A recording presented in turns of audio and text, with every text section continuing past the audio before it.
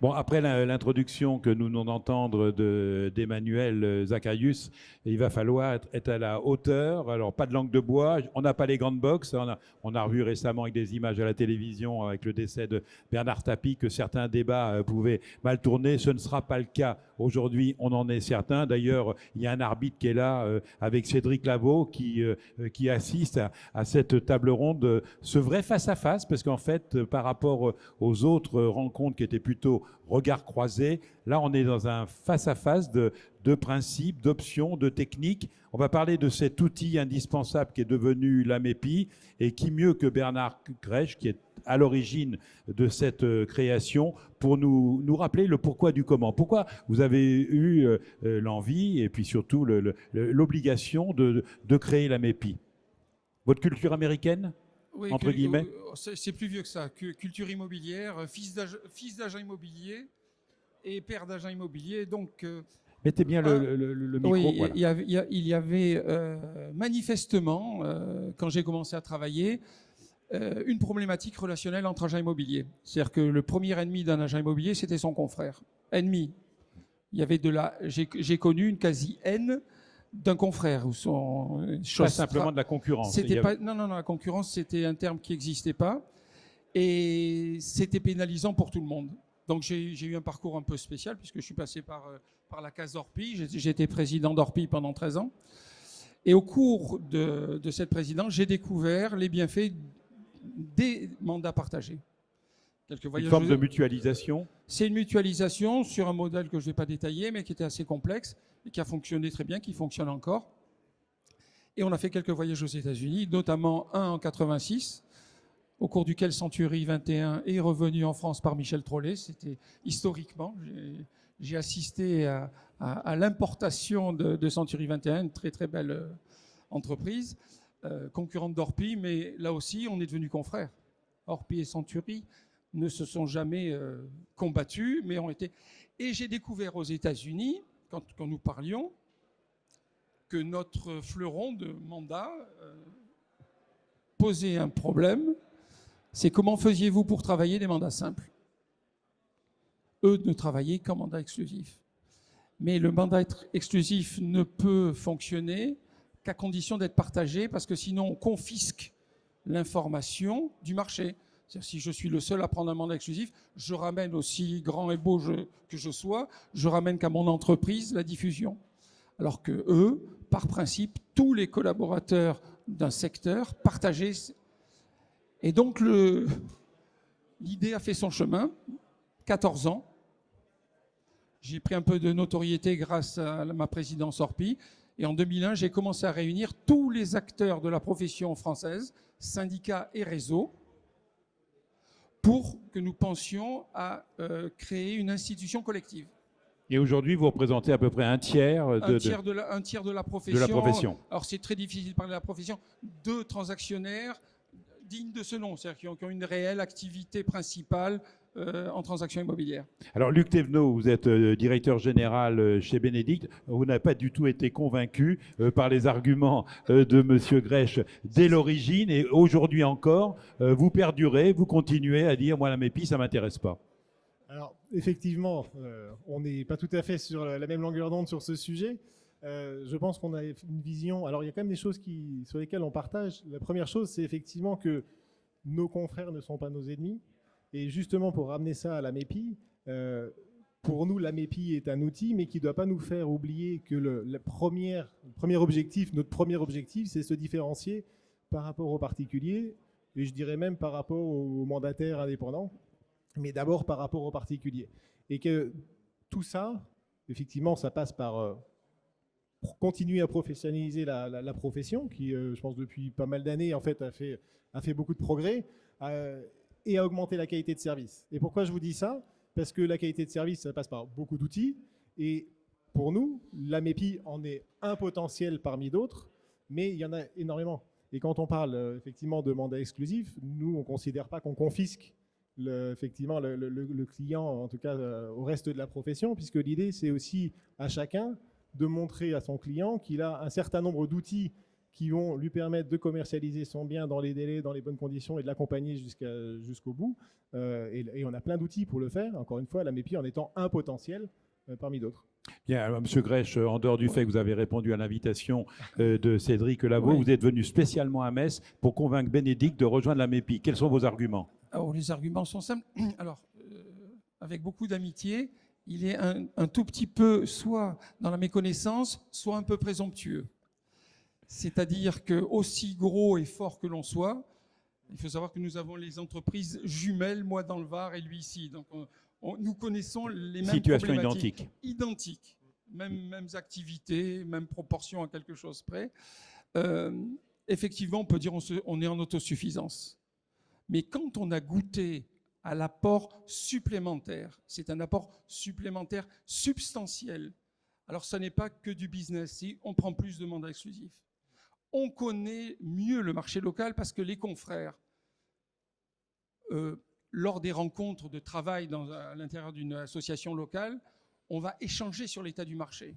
On va pouvoir désamorcer des situations conflictuelles qui peuvent arriver. On essaye de se créer une déontologie entre nous. Tout ça sont des apports non mesurables en termes économiques immédiats, mais qui sont réels et qui facilitent la vie du quotidien. Moi, Monsieur Thévenot, vous persévérez dans l'ignorance et la présomption? Alors la présomption, j'espère pas. En revanche, effectivement, il y a une chose pour nous qui est vraie, c'est que on est toujours plus fort à plusieurs. Et j'ai commencé par le dire, sur la profession, le fait de travailler ensemble, forcément, on est plus fort par rapport à nos vrais concurrents. Donc je reviens là-dessus. Maintenant, effectivement, je rebondis Quels sur le sont mot vos vrais concurrents, essai. précisément? Quels sont vos vrais? Le particulier. Et je mettrai aussi les mandataires qui font pas bien le boulot. Qui font pas tous bien le boulot. Voilà. D'accord. En revanche, effectivement, je rebondis sur le mot « on essaye ». Parce que c'est toute la problématique pour nous. C'est-à-dire qu'aujourd'hui, la MEPI, c'est clairement une bonne idée. Je veux dire, là-dessus, personne ne peut le contester. Mais à notre sens, aujourd'hui, pourquoi nous, on n'y est pas, c'est qu'on a le sentiment que, ou en tout cas, on n'a pas la conviction qu'on va plus y gagner qu'y perdre. Pourquoi? Parce qu'aujourd'hui, il y a des règles qui existent, je pense, qui ont été fixées. Mais de notre vision, et même si, là aussi, je rends hommage à Cédric, parce que ça évolue fortement ces derniers temps, mais ça manque, à notre sens, de contrôle, et encore plus que de contrôle, de sanctions. Et dit autrement aujourd'hui, la vision que nous, on peut avoir, c'est que la MEPI, ça peut être un outil qui est supplémentaire pour rentrer du mandat. Mais il n'est pas indispensable. Il n'est pas indispensable, et nous, on n'a pas trop besoin de ça, alors qu'on a la perception que d'autres peuvent en avoir besoin au détriment de sociétés comme les nôtres, mais pas que les nôtres, on va dire de taille suffisante pour avoir des mandats exclus sans ça. Voilà, ça. Dans la vie au quotidien, Monsieur Grech, simplement, prenons un cas d'exemple, un mandat d'exclusivité que vous avez à la MEPI. Bénédicte a un client potentiel. Mesure de rétorsion, s'il se pointe avec son client, vous direz non, tu ne fais pas partie de la MEPI, non, donc on passe à autre chose. Je ne peux pas voir son mandat puisqu'il n'a pas mis dans le fichier. Il ne peut pas le mettre dans le fichier. Avant, il existait entre confrères des accords particuliers avec tel ou tel. Là, l'accord, c'est organisé et général. Alors, il y a une chose que je voudrais rajouter, enfin deux petites. La première, c'est que quand on atteint une certaine taille, on a des devoirs. Et donc, il peut vous le voyez prendre... venir. Mais renforçant par exemple la profession sur Metz, il va se renforcer aussi. Même sans étant dans l'altruisme le plus grand pour sa propre famille, dire plus ma famille sera forte, plus je serai fort.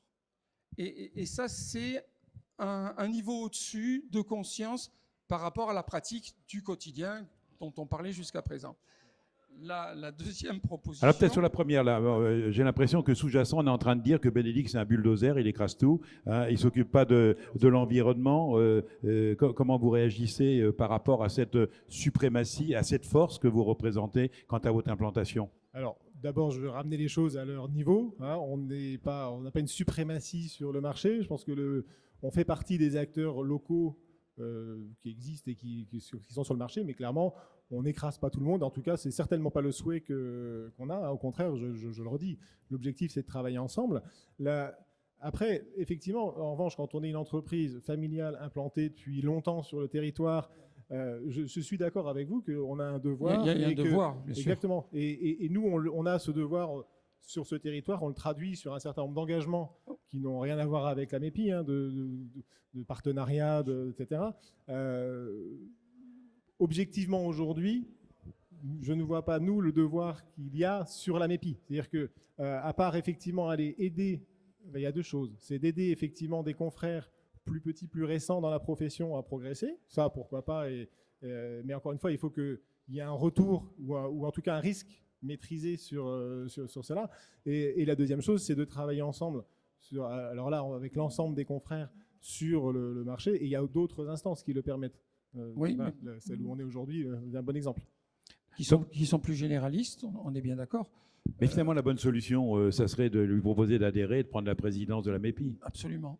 Ouais. Non, mais moi, ce que je voulais lui dire, c'est que on n'est pas dans les ordres quand on rentre pas. Par rapport au devoir. Ouais. Donc, tu peux rentrer et ressortir si ça ne te va pas. Donc, moi, je t'offre. Attention, notez bien. Là, il y a une adhésion. Une proposition publique et gratuite. À la MEPI. Comme ça, il n'y a même pas d'histoire d'argent entre nous. Ça coûte combien ? 1000 balles par an. D'accord. C'est un clin d'œil que je lui fais. S'il n'y a que ça, la trésorerie le permet largement. Donc, voilà. Cédric atteste, oui. Tu goûtes. On a commencé à négocier. Tu goûtes. Si ça te plaît et si tu trouves ton compte, tu restes. Et si ça ne te plaît pas, tu t'en vas en disant au revoir poliment à tous les confrères. Mais après, on se verra après une année pour que tu me dises comment tu ressens la chose. Alors, c'est une proposition. Voilà, bon, elle est faite, elle est enregistrée, elle va être mise sur les réseaux. Donc là, effectivement, elle a bien joué. 1-0 ? Non, pas 1-0, parce que vous allez égaliser tout de suite. À ce point-là Ouais. On avait dit que c'était de la boxe. Oui, non, mais c'est ça, oui. Voilà. Non, Donc, mais non, la vraie question, en fait, aujourd'hui pour nous, c'est aussi de nous projeter à un peu plus long terme. Et de se dire, effectivement, alors, on a parlé de ce à quoi la MEPI sert aujourd'hui. La vraie question pour moi, c'est aussi à quoi elle va servir demain. On est dans un marché qui continue à évoluer. On parle d'ubérisation, on parle de digitalisation d'un certain nombre de process. Voilà, demain, comment on peut travailler et en quoi effectivement la MEPI peut aider là-dessus, sur nous aider à être plus forts et à continuer à exister face à ces... Bonne question. Alors demain, la MEPI... Alors, je vais déjà parler un tout petit peu d'hier. C'est miraculeux que la MEPI existe. Mettre autour de la table, dans un conseil d'administration, tous les réseaux et tous les syndicats, rien que ça, ça tient du miracle plus que d'autres choses. Et j'ai mis 4 ans pour y arriver, pour passer des discussions premières à la signature des statuts. Donc ça, c'est le passé. Le présent. Le présent. Le présent, c'est une machine qui tourne très bien et dont on mesure le profit pour chacun des adhérents. Et l'avenir ? Le futur, c'est lui. C'est-à-dire, quand je dis lui, c'est sa génération, c'est-à-dire Cédric, ce que les professionnels réunis en AMEPI vont construire et s'adapter aux nouvelles contraintes du marché, aux évolutions, à un certain nombre de choses qui vont forcément arriver qu'on n'a pas eu à traiter parce qu'elles n'existaient pas. Et donc, il y a ce besoin d'être ensemble pour avoir davantage d'informations, pas que sur le marché, sur... qu'est-ce que tu fais dans tel cas, que juridiquement, la dématérialisation. Et là, ça fait un centre d'échange d'une richesse qu'on ne peut pas imaginer quand on est à l'extérieur. C'est le travail collectif. Alors, vous le disiez sur le devoir, on a bien compris. Oui. Quel était le deuxième point sur lequel vous vouliez interpeller le groupe Bénédicte quant à son arrivée possible un jour au sein de la MEPI ? C'est presque le clin d'œil de la proposition, c'est qu'ils ne mesurent pas tout ce qu'ils n'ont pas. Et ils ne peuvent pas le mesurer. Ils sont de bonne foi. C'est pour ça qu'il n'y aura pas de pugilat. On est finalement très proches. Donc, ça se fera dans un esprit de confraternité totale. Puisque nous avons le même type d'entreprise, je reste à la MEPI parce que j'y trouve mon compte, tout simplement. C'est pas uniquement par adhésion dogmatique. C'est, de mon point de vue, un des vecteurs d'ancrage fort de notre profession, la même. Donc, c'est cette profession qu'il faut essayer de préserver, en tout cas qui doit s'adapter à ce qui se passe autour. Individuellement, les indépendants vont recevoir des claques et être moins solides que s'ils sont en groupe, en mêlée. À Toulon, on fait beaucoup de rugby. On passe de l'individu qui court à la mêlée, on est donc plus puissant. Et ça vaut la peine de s'y investir aussi pour avoir en retour, ce que je disais tout à l'heure, le bénéfice de cet investissement. Là où on est rendu après 15 minutes, il nous reste 5 minutes. L'écoute, elle est présente. Vous y réfléchissez véritablement, qu'on ait un deuxième scoop comme ça dans la matinée. Quand même, voilà. Ce qu'on peut répondre déjà, c'est que de notre côté non plus, il n'y a pas de dogme. On n'est pas dogmatiquement en dehors de la MEPI. Hein, et encore une fois, on soutient que c'est une bonne idée et qu'il y a vraiment des bonnes choses. Après, surtout, ce que tu évoquais sur les lieux de travail ensemble et de construction d'ensemble, il y a d'autres lieux, effectivement, dans les syndicats professionnels ou dans d'autres organisations. Ouais. Et je reste encore, moi, pas complètement convaincu sur le fait que la MEPI soit l'endroit qui va le permettre. Bien sûr que c'est un endroit supplémentaire d'échange, évidemment. Mais en dehors de ce qu'on se disait sur le fait que pour l'instant, c'est surtout un outil de rentrée de mandat, il manque encore une petite conviction pour vraiment rentrer et se dire eh bien, je vais vraiment faire 20% de chiffre d'affaires en plus. Là, on va signer tout de suite. Ça devient bon, M. Grech, là, oui, hein, mais tout doucement. Oui, ça je comprends bien, parce qu'il n'est pas le seul à voir ce manque. Il y a des manques.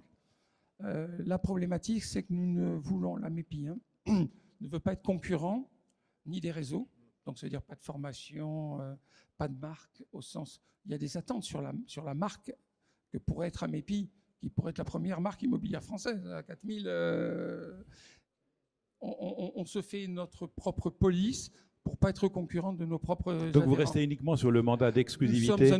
Nous sommes un outil d'échange et de partage avec des règles très particulières liées au fonctionnement de cet outil-là. Voilà. Nous sommes un outil.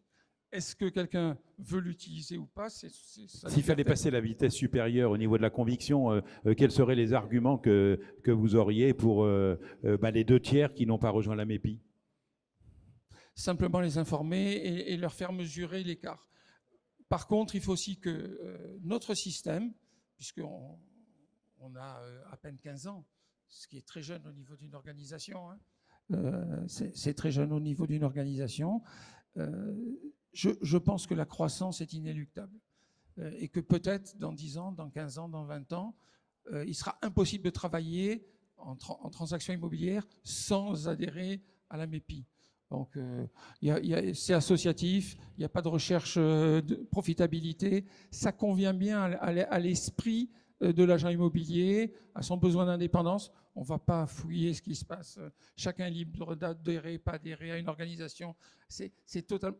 L'outil est en commun. C'est vraiment le lieu d'échange et de confraternité. Ça suffit déjà si on fait bien marcher simplement ces fondamentaux. Laissons le temps faire son œuvre et en étant sérieux et professionnel, ça va. Monsieur Thévenot, vous avez bien joué le jeu, merci de ce débat et de ce face-à-face. Alors, on a beaucoup parlé de la MEPI, un petit coup de projecteur sur Bénédicte. Allez, on va en profiter pour faire une petite page de pub. Qu'est-ce qui fait qu'effectivement, vous considérez que vous pouvez continuer seul? Et en matière d'innovation, il y a quelques pistes sur lesquelles vous travaillez sans les révéler à la concurrence, à la saine concurrence. Oui, alors, ce qui fait qu'on continue effectivement seul aujourd'hui, c'est...